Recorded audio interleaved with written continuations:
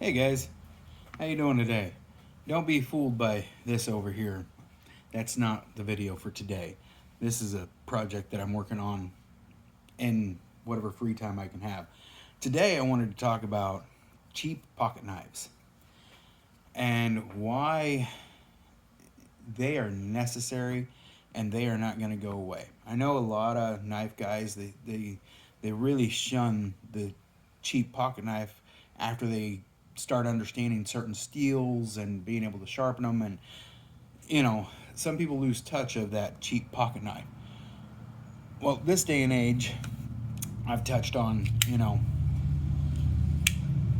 stuff like these here, but I'm going to stay away from those and just kind of touch on like the good old Bucks. Buck has these little bantams now. I think it's called a bantam. It's 684, and I have a 686 here. This one's always less than 20 bucks, and this one I think even like right now is a $25 knife, and it has Buck's steel in it. They're whatever 440 HC, or they're USA made. Nothing amazing, but nothing horrible either. It's still decent steel. I'm actually going to sharpen these up today and see what kind of edge they take. I may add that to the end of this video here, actually. Unless you guys want to watch a sharpening video at some point in time.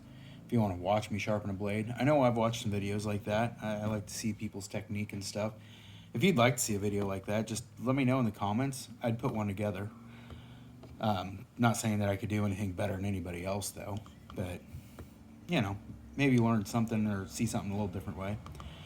Anyways, the cheap pocket knife is for that reason. One, it's super easy to sharpen. I mean, these, after you build a little bit of a skill set, and I don't care what sharpening system you have, a stone, the drop down jigs that, you just kind of strop down. I think Spyderco makes one. Whether you have the set it in a jig with the like the Lansky style things, those aren't bad sharpening systems, and some of those aren't very expensive. You can get into the belt stuff as well. But anyways, stuff like this sharpens super easy.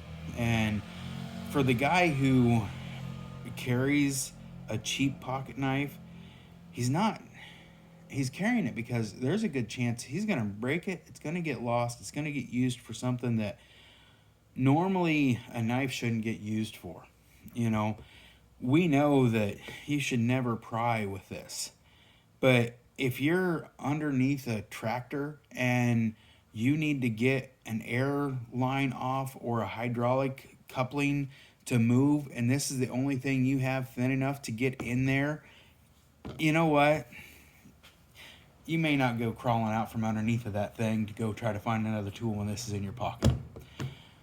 And for that reason alone, right there, if that gets that job done, but it destroys the blade, it's worth the $25 sometimes.